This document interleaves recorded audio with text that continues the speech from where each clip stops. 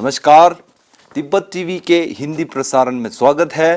Tibet TV के साप्ताहिक हिंदी समाचार में हम दर्शकों को परम पावन दलाई लामा, वर्तमान तिब्बत के परिस्थिति, निर्वासन में तिब्बत तथा तिब्बत मुक्ति साधना के संदर्भ में वैश्विक कार्यक्रमों का जानकारी उपलब्ध कराते हैं।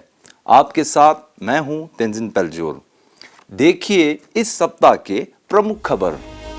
परम पावन दलाई लामा जी के जीवन की 4 प्रमुख प्रतिबद्धताओं पर एक हफ्ते के लिए ऑनलाइन बातचीत श्रृंखला का आयोजन। चीनी अधिकारियों द्वारा तिब्बती भिक्षु रिनचेन चुल्ड्रिम की गिरफ्तारी के बाद कोई जानकारी नहीं। तिब्बत नीति संस्थान द्वारा हिमालयन सांस्कृतिक विरासत विषय पर हिमालयी क्षेत्र के पवित्र मठों की स्थापना पर ऑनलाइन चर्चा। 16वें निर्वासित तिब्बती संसद का 10वें सत्र का आयोजन 15 से 31 मार्च तक होगा। केंद्रीय तिब्बती प्रशासन के कोविड-19 टास्क फोर्स द्वारा तिब्बती समुदाय के लिए कोरोना संबंधी नवीनतम जानकारी। अब सुनिए समाचार विस्तार से। इसी 6 जुलाई 2020 को परम पावन 14वें दलाई लामा जी के 50वें जन्म दिवस पर केंद्रीय तिब्बती प्रशासन द्वारा वर्ष 2020-2021 को परम पावन दलाई लामा जी के प्रति कृतज्ञता वर्ष के रूप में मनाने का निर्णय लिया गया था। इस संदर्भ में आज से एक सप्ताह के लिए सूचना एवं अंतर्राष्ट्रीय संबंध विभाग की ओर से धन्यवाद दलाई लामा कार्यक्रम के अंतर्गत अनेक भाषाओं में 100 से अधिक प्रसिद्ध वक्ताओं द्वारा परम पावन दलाई लामा जी के जीवन की 4 प्रमुख प्रतिबद्धताओं पर ऑनलाइन बातचीत श्रृंखला का आयोजन किया जा रहा है। हम आपको बता दें कि परम पावन दलाई लामा जी के जीवन की 4 प्रमुख प्रतिबद्धताएं हैं: मानवीय मूल्यों को बढ़ावा देना, धार्मिक सद्भाव को प्रोत्साहित करना, तिब्बती भाषा, संस्कृति और पर्यावरण की संरक्षण तथा भारत की प्राचीन नालंदा परंपरा को पुनर्जीवित करना। यह बातचीत श्रृंखला परम पावन दलाई लामा जी द्वारा विश्व शांति तथा मानवता के लिए उत्कृष्ट योगदान हेतु उनके प्रति विशेष रूप से आभार प्रकट करना है। The Kashak, the cabinet of the Central Tibetan Administration has dedicated year 2020 as the year of gratitude to His Holiness the Dalai Lama. So the Department of Information and International Relations is organizing a marathon talk series beginning from today, that is 4th of December. It is going to be a week-long talk series. So we have 120. This talk series is about the 4 commitments of His Holiness the Dalai Lama, and we have around 120 speakers from 19 different countries, and the talk series will be delivered in 15 different languages. The languages that we have this time around is Tibetan in Tibetan, English, Spanish, Hindi, Chinese, Japanese, Russian, Mongolian, Nepalese, French, German, Portuguese, Italian, Vietnamese, and Korean. So this is a program of the Department of Information and International Relations. So I'm happy to say that we have been able to manage a virtual talk series this time to celebrate His Holiness the Dalai Lama and also to express our gratitude to him. इस महीने उपलब्ध संयुक्त राष्ट्र, यूरोपीय union और मानवाधिकार desk की report के अनुसार चीनी अधिकारियों द्वारा नाबा क्षेत्र के तिब्बती भिक्षु रिनचेन चुल्ड्रिम को 1.5 साल पहले राजनीतिक गतिविधि के तथाकथित आरोप में मनमाने ढंग से गिरफ्तार कर लिया गया था। तब से उनके बारे में चीनी शासन द्वारा कोई जानकारी उपलब्ध नहीं कराई जा रही है। नांगशिंग मठ के रिनचेन चुल्ड्रिम तिब्बती भाषा कार्यकर्ता है, जिन्हें स्थानीय अधिकारियों ने 1 अगस्त 2019 को हिरासत में ले लिया था। रिपोर्ट के अनुसार तिब्बती भिक्षु रिंचेन के साथ नापा से ही 2 अन्य तिब्बती भिक्षु को गिरफ्तार किया गया था, लेकिन इन दोनों भिक्षुओं का कुछ दिनों बाद रिहा कर दिया गया था।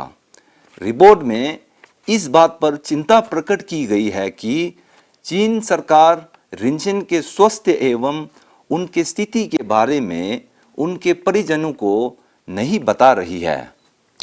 धर्मशाला स्थित तिब्बत नीति संस्थान ने 23 नवंबर 2020 से दिसंबर के अंत तक चलने वाली हिमालयन सांस्कृतिक विरासत शीर्षक पर ऑनलाइन बातचीत श्रृंखला का आयोजन किया है। इसके अंतर्गत हिमालयी क्षेत्र में स्थित प्राचीन मठों के संरक्षण एवं उनके बारे में शोधपूर्ण अध्ययन करने पर जोर दिया जाएगा। इस बातचीत श्रृंखला में सिक्किम, तवांग, लद्दाख, हिमाचल प्रदेश, नेपाल आदि के पवित्र मठों के 12 मठाधीश, शोधकर्ता, लेखक, शिक्षाविद तथा प्रशासक अपने अपने मठों के इतिहास, महत्व एवं योगदान के बारे में जानकारी दे रहे हैं।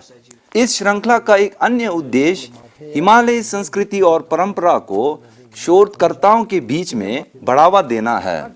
साथ ही इससे तिब्बत और हिमालयी क्षेत्रों के बीच हजारों वर्ष की ऐतिहासिक, सांस्कृतिक और आध्यात्मिक संबंधों के बारे में जानकारी और सुदृढ़ होगी।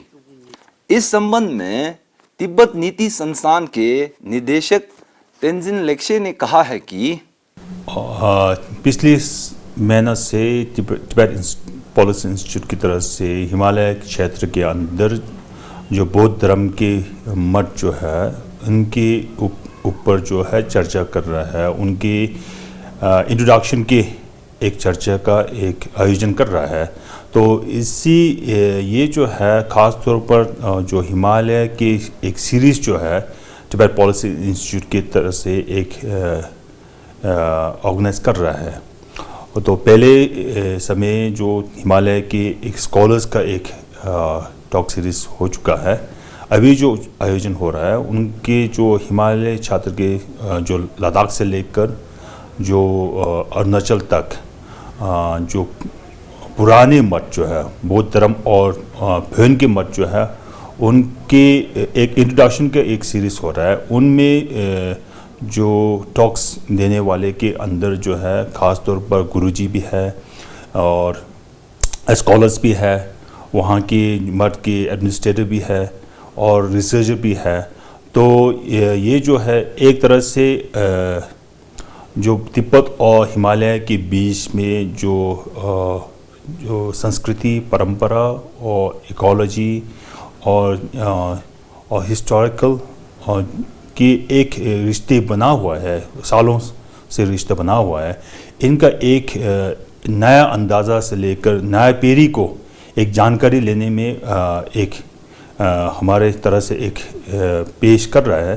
तो हमारे हिसाब से और हमारे तरफ से कोशिश है कि हिमालय क्षेत्र के लोग और तिब्बत के लोग के बीच में ये जो पुराने रिश्ते जो है अभी इसी समय में भी एक साथ में एक बंधन एक जोड़ के ले आने में एक कोशिश रहा है।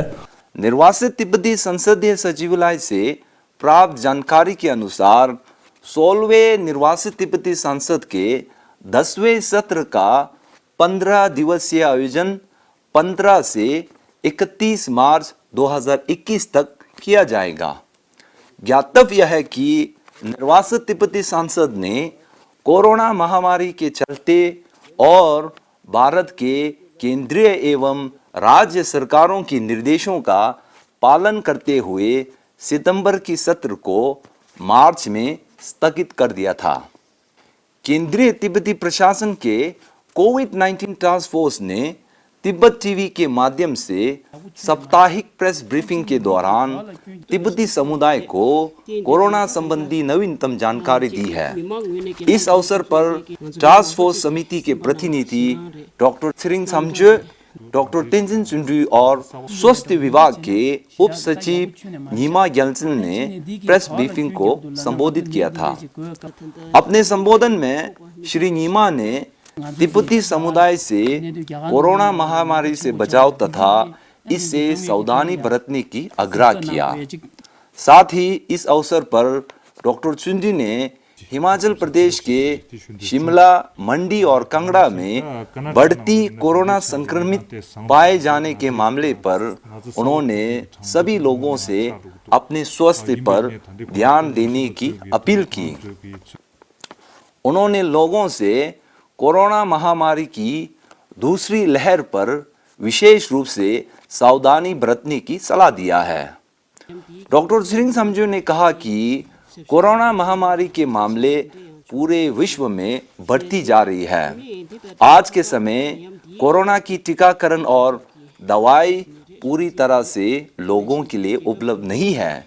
इसलिए उन्होंने लोगों से शारीरिक दूरी, मास्क पहनना और स्वास्थ्य की ध्यान रखने की आग्रह किया है।